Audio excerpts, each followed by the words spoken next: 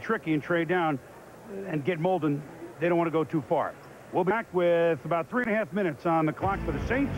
Pick number 11. Trade brewing. I think there is. I think it's this is 9, 10, 11, 12. I think we've now entered the area of the draft where let's make a deal. Houston has to be very careful that Eddie George doesn't fall all the way down possibly to Minnesota. They have to be a little bit leery of what's going on. I think Minnesota might want to try and get up there and get a shot at possibly an Eddie George. Certainly the Saints have got enough needs. Defensive line, maybe Reagan Upshaw, maybe Marcus Jones. 2 possibilities. Linebacker with Bill Haslett taking over as the new defensive coordinator. Something different's going to happen over there. We talked about wide receiver. Certainly a viable alternative. New Orleans can move out of this spot and get help anywhere they want it. Now I think they're just entertaining the best possible deal that's out there. Mel, 35 seconds of the pick. What do they do? I think when you look at Denver, they have always wanted Reagan Upshaw, the defensive end from Cal. And I think when you look at Tampa Bay picking at 12, if you're New Orleans, you're sitting there saying, okay, we have a pick that's pretty valuable to Denver. They know Tampa Bay will take Upshaw at 12. If we want him, we have to step up to this position in the draft. And Reagan Upshaw, to me, is the best outside pass rusher from a down defensive end who's been experienced in that area throughout his career at California. See, that makes an awful lot of sense because you want somebody who complements Warren Sapp. They talked an awful lot with Arizona about the Eric Swan deal. That didn't go through. So a defensive lineman would make a lot of sense. Now the buzzer is, or the imaginary buzzer is going off here with the fans at the theater in Madison Square Garden. Either well, it's time to fish or cut bait for the Saints, as they say. And certainly with Bubba Gump Shrimp down there, I thought I would bring that up. Let's see what the Saints have done.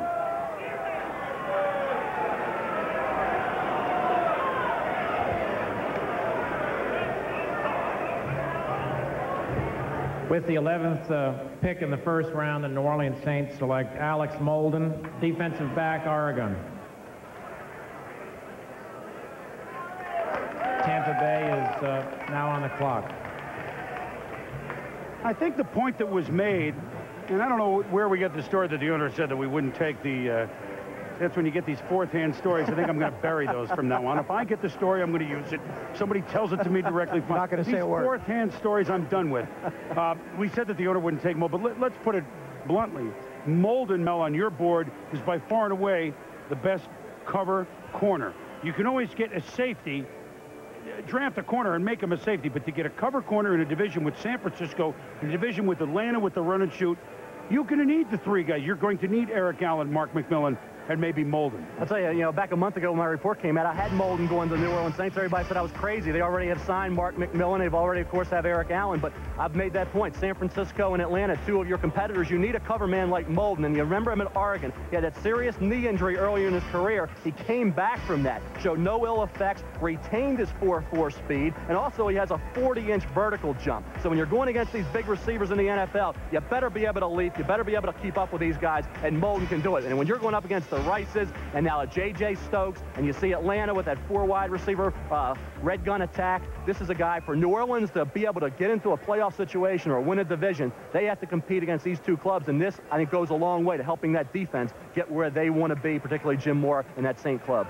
A couple of firsts for Molden. It's the first time the Saints have taken a defensive back in the first round ever. He's also the first player from the Ducks, the University of Oregon, taken in the first round since quarterback Chris Miller in 1987. And I guess when we look at the New Orleans Saints, it certainly adds up. Do you agree, Joe? Absolutely. I have no problems with it at all. There are an awful lot of quality people that we've seen. You take a look at their depth chart, excuse me. Got Mark McMillan, they just got from Philadelphia, Sean Lumpkin, Vince Buck, and Eric Allen. Eric Allen comes over from Philadelphia as well, and Tyrone Leggett.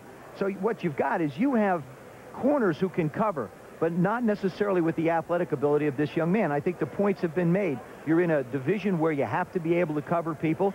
Also, Tampa Bay, I'll guarantee you, was sitting there just hoping that Molden would fall into Tony Dungy's lap. And so this was a little bit of strategy, a little bit of moving up, a little bit about going to make plays. He's the kind of a football player who can definitely help the New Orleans Saints. Well, now with New Orleans having selected, it's the Tampa Bay Buccaneers who get to throw their hat into the ring. Or since we're talking about Tampa Bay, we mean they get to throw their sombrero into the ring. Here's a look at the Tampa Bay War Room, the first draft pick in the Tony Dungy era coming up. Back to the NFL draft, and now comes the portion of our draft coverage from which you will get to know the Tampa Bay Buccaneers up close and personal. The Bucs have 2 first-round picks, and they have 2 second-round picks, and they're 2 pretty early second-round picks. All in all, we are at pick number 12 now. They have Their 2 firsts are 12 and 22. Then they also have a couple of second-round picks in which they'll have 4 picks in the first 41. Tony Dungy has got a lot of ways to go. Yep. Now, they didn't move the ball at all offensively. They're the only team in the division. They were so far behind the rest of the division in offense that they really didn't have a chance. But yet, what do you think they're going to do first pick? You know, having seen what Vince Tobin did with his pick at 3, I think you have to, first of all, examine the personality of the head coach. Vince Tobin was a defensive coach. He went defense. Tony Dungy is a defensive coach. I personally think that he can go defense very justifiably. Tied for 12th in points per game, total yards per game 27th, passing yards 26, sacks 29.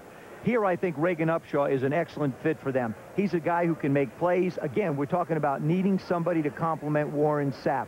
The personality of the head coach, the need of the football team. I think you're going to be able to find some offensive help with the other picks that you have. I feel like it's definitely going to be defense here, or the old, let's make a deal. I still think that there's a lot more deals to be made in this area, but I would go defense based on the personality of the man. The Bucs have picks 12, 22, 35, and 41. They'll be very busy, so will our Andrea Kramer, who was at Buccaneers headquarters. Andrea.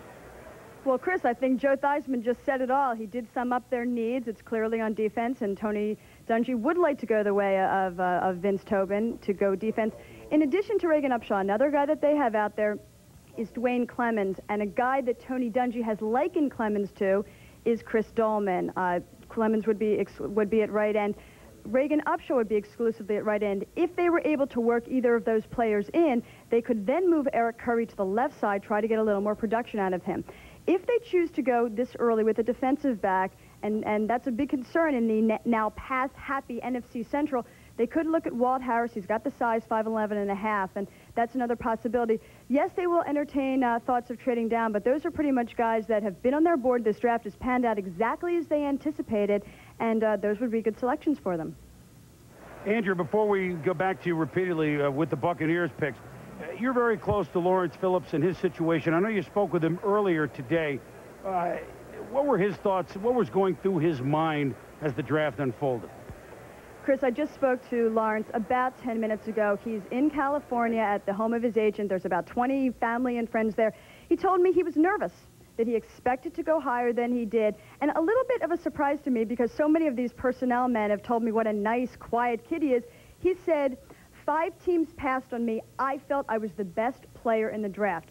I'm going to show those 5 teams that they made a mistake. They're going to see that I can do it, both on the field and in terms of the character department. Remember that St. Louis is also a good fit for him because 2 of his closest friends play on the team, Toby Wright and Zach Wiegert. So he's going into a situation where he already has a bit of a comfort zone. He told me that he plans to get in therapy in St. Louis. Remember, he has to. It's part of what is mandated by the courts for his under the terms of his probation, and that he would agree to stipulations in the contract, anything within reason. Now, obviously, that's a bit of a gray area there, but he understands that there would be stipulations that the Rams would ask of him. They have not told him anything specifically yet, and he also said that Georgia Frontiere did call him, spoke to him directly, and kind of welcomed him aboard. Chris, back to you. All right, Andrea, thank you. Well, as football fans, we all we can't wait to see Lawrence Phillips play for the Rams, that's for sure. And if he says he's going to make the other teams remember that they made a mistake, I'll take him for his word. We'll be watching very closely. Let's go up to our Bristol studios, Chris Fowler and company.